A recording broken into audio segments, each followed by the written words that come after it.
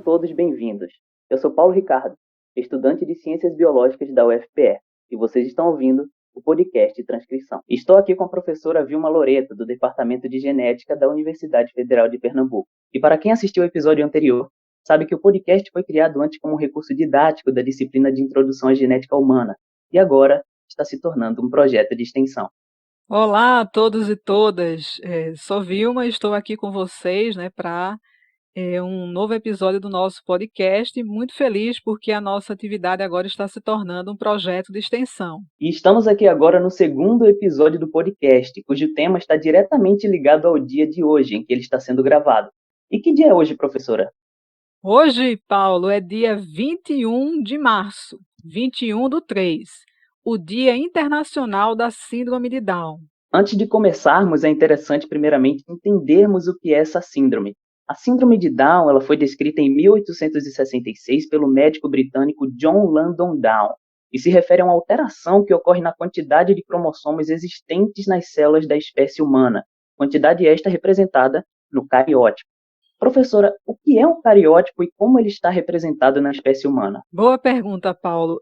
O cariótipo, ele se refere ao conjunto de características dos cromossomos de uma espécie.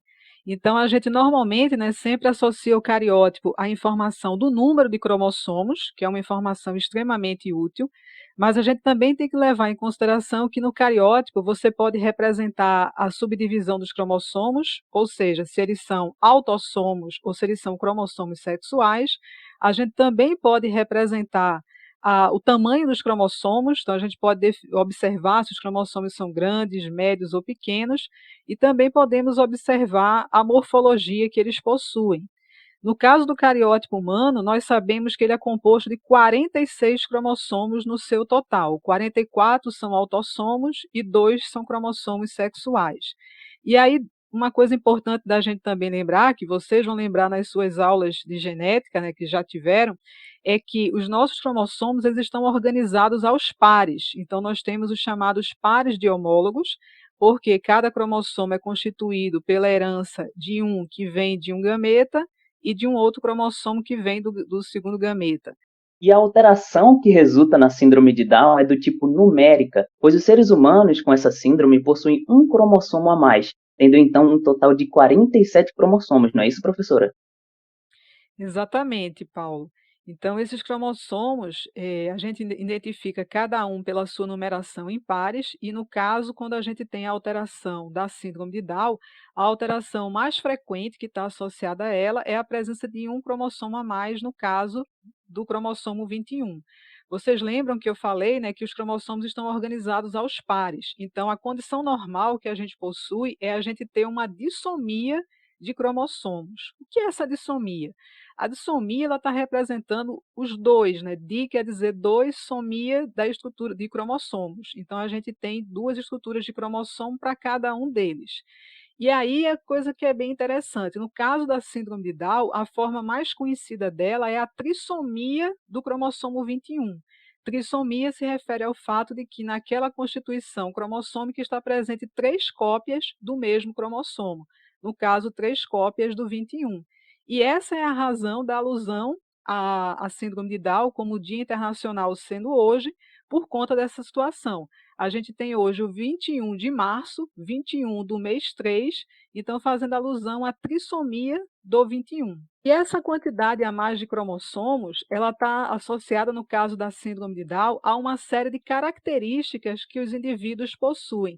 Que características são essas, Paulo? O que é que você já ouviu falar nas suas aulas de genética a respeito das características dos portadores da síndrome de Down? Então, professora, dentre essas características estão a baixa estatura, os olhos puxados, sobrancelhas unidas, a face achatada, mãos gordinhas e pequenas e também a maior chance dessas pessoas terem determinadas doenças, como a obesidade, a diabetes, a cardiopatia, que são os problemas ligados ao coração, e também os problemas respiratórios. Ou seja, esses indivíduos possuem um histórico de doenças que podem torná-los mais vulneráveis à infecção causada pelo coronavírus, o que leva a nos questionar qual seria o espaço desses indivíduos nesse atual momento de pandemia. Que atenção deve ser dada a eles quanto à vacinação e como essas pessoas estão percebendo e agindo nesse contexto que todos nós estamos passando. Paulo, a gente comentou aqui que a origem, né, da alteração da síndrome de Down, ela é conhecida como a trissomia do 21. E como é que acontece essa origem, né, dessa alteração? A gente sabe que uma das principais origens das trissomias estão associadas com um evento que a gente tem na divisão celular chamado de não disjunção, que é a não separação correta de cromossomos homólogos ou de cromátides na divisão meiótica. E alguns autores apontam que isso pode estar associado com a idade avançada, no caso principalmente da idade materna. O que é que a gente pode comentar a respeito disso? O que é que você já ouviu falar? Realmente, professora, de fato, com o avançar da idade, se aumenta a probabilidade no desenvolvimento da síndrome de Down, pois o gameta feminino, diferente do masculino, que são os espermatozoides, não são constantemente renovados ao longo do tempo.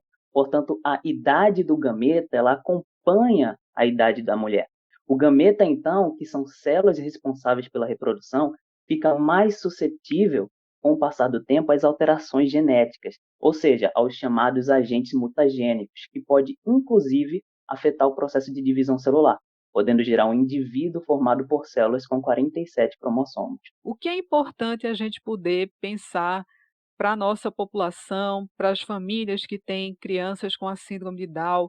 Que relação isso pode ter, inclusive, para o aconselhamento genético? Realmente, professora, isso é uma pergunta muito importante de ser discutida e entendida para conscientizar a população quanto a esse tema, saber das possibilidades e, com isso, planejar o futuro da família. Pois a forma que devemos ter atenção às pessoas com síndrome de Down no início de sua vida é diferente de uma pessoa sem essa síndrome. Portanto, os pais precisam se preparar para promover todos os atendimentos necessários à criança com síndrome de Down, pois sabe-se que a presença de um cromossomo a mais fazem elas terem sim certos problemas, né? Mas com os cuidados certos, os estímulos certos desde cedo permitem com que elas consigam desenvolver e fortalecer sua musculatura, articular melhor sua fala e fazê-las entenderem melhor sobre a vida.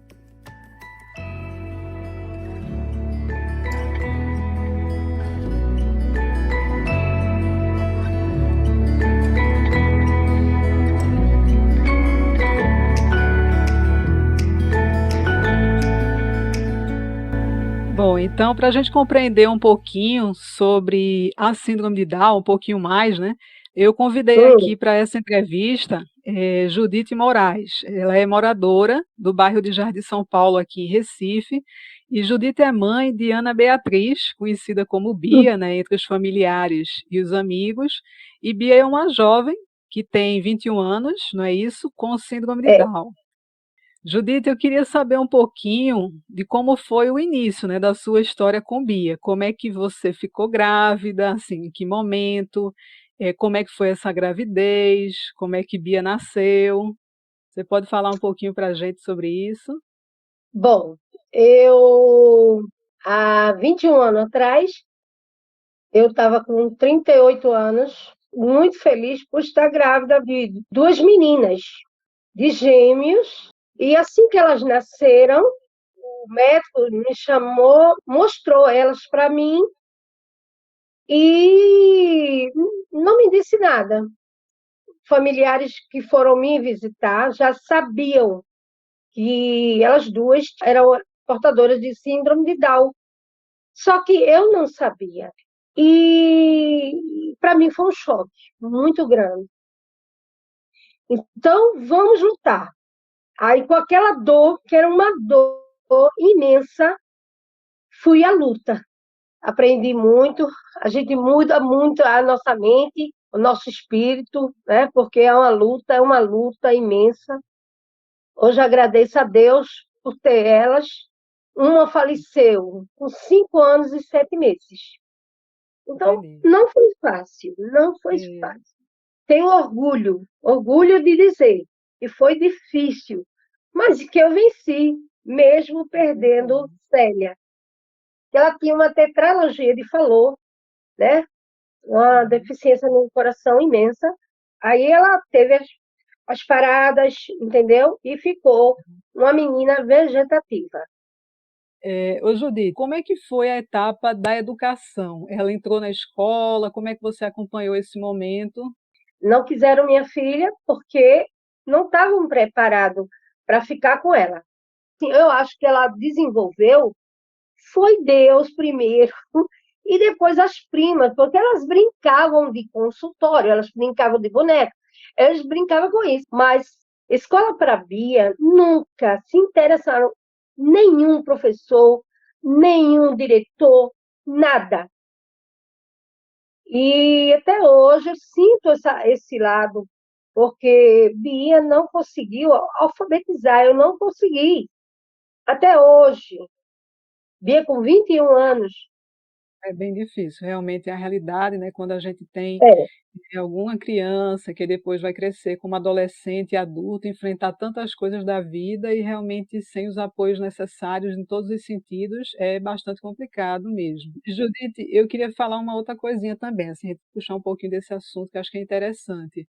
Recentemente, todos nós estamos passando por esse evento global da pandemia, né? E aí muitos de nós ficamos em casa, isolados dentro de casa. Como está sendo esse momento aí para vocês? A gente já tem um ano dessa pandemia, como é que está sendo aí para vocês isso?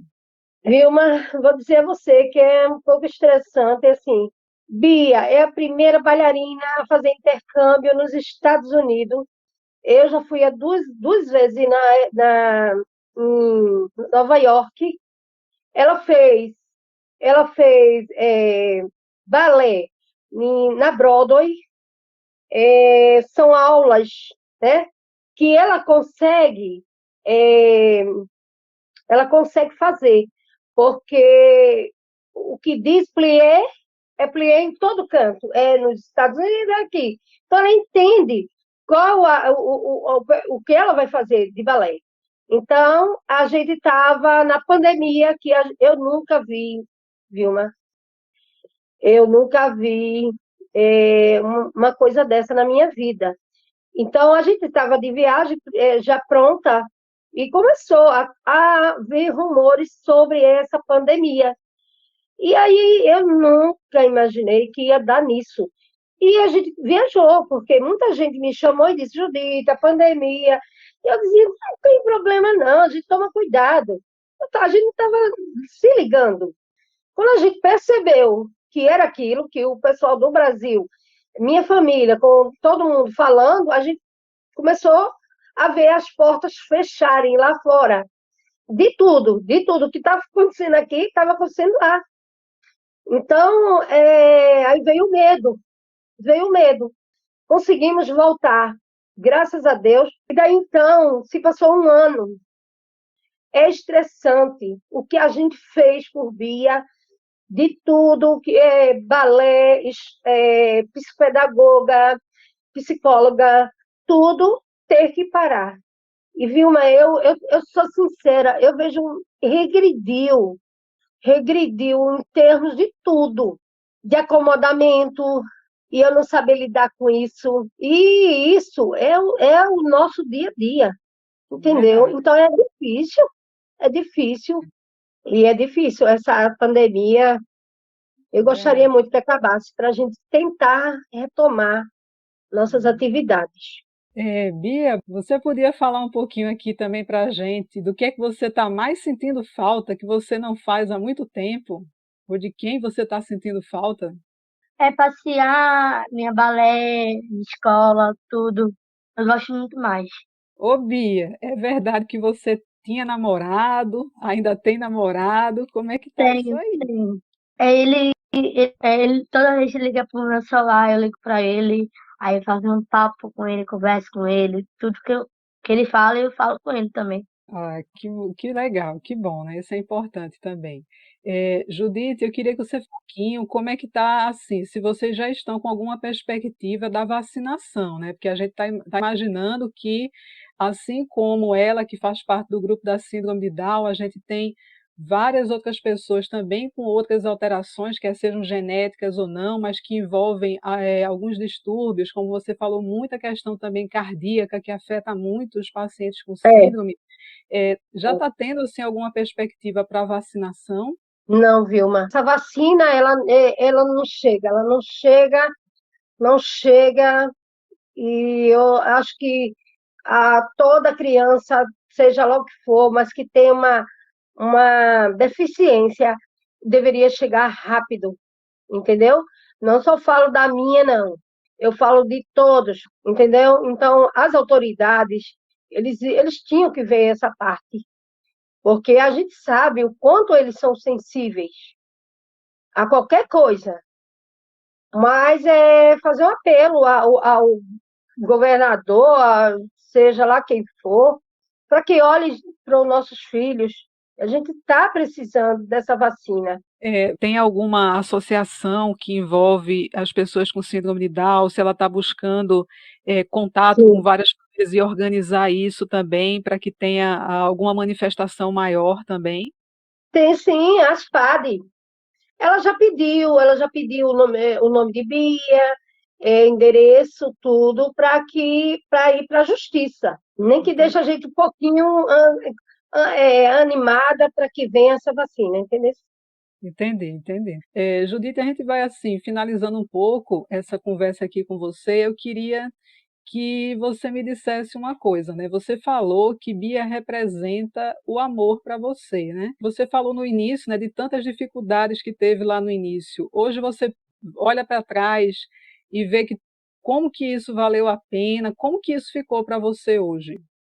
Vilma, eu tenho orgulho, orgulho de passar por tudo isso, por ter passado, por ter vivido isso. Não trocaria meus filhos, minhas filhas, por outros que vai estudar, que vai ser alguém. Eu gostaria de ter eles, nunca te senti no coração de ter outros filhos sem ser assim. E engraçado, Vilma, eu vou te dizer uma coisa aqui, viu? Quando eu não tinha filho, nem nada, quando eu vi um menino com síndrome de Down, meu coração enchia, parecia que explodia. Eu não sei o que era. Eu só olhava e eu sentia, meu Deus, vinha uma coisa no meu coração. E anos depois, Deus me deu. Sofri, não vou dizer a você que eu não sofri, mas eu não troco minha vida por nada. O meu amor continua do mesmo jeito, parece que nunca mudou. Não mudou, não parece não, nunca mudou. É isso aí, Entendeu? eu acho que a gente encontra a força do nosso dia a dia, né, para superar cada momento ao olhar para essa pessoa que está aí ao seu lado nesse É, momento, né? E isso dá força bastante para superar muita e coisa, orgulho, porque é especial sim, mesmo. Obrigado para vocês, um tá certo? beijo para vocês. Tchau. Gostaria de agradecer à família Moraes, principalmente a Judite e a Bia, né, que participaram aqui com a gente. Também gostaria de agradecer a toda a equipe do podcast Transcrição. A gente está atualmente com um grupo de 10 estudantes de diferentes graduações da universidade e que estão se esforçando das suas casas de uma maneira remota que eu jamais imaginei que fosse possível. Então, agradeço a todos eles pelo empenho que a gente está tendo na transformação do podcast numa ferramenta de sala de aula para um projeto de extensão. Quero também agradecer a Daniele Brandão, que foi a primeira pessoa que me alertou a respeito do 21/3. Então, fica aqui também a minha lembrança para ela. E, para finalizar, lembrar vocês que vocês podem ouvir o nosso podcast quantas vezes vocês quiserem, 1, 2, 3 vezes. Não se cansem de ouvir, porque a gente está aqui se empenhando para trazer um conteúdo muito importante para vocês também. Vou convidar aqui novamente, né, o nosso participante do episódio 1, que, como vocês lembram, já está disponível nas nossas redes. Rodrigo, por favor, fala um pouquinho aqui com a gente. Olá, professora, agradeço. Gente, a gente está disponível nas redes sociais. Então, ouçam pelos serviços de stream de áudio como o Spotify, Deezer, SoundCloud e também siga-nos nas redes sociais. Procurem por podcast Transcrição no Facebook, Instagram, Twitter, TikTok. Obrigado, professora, e até o próximo E aí, episódio. gente, espero que tenham aproveitado esse episódio. E até o próximo episódio do podcast Transcrição.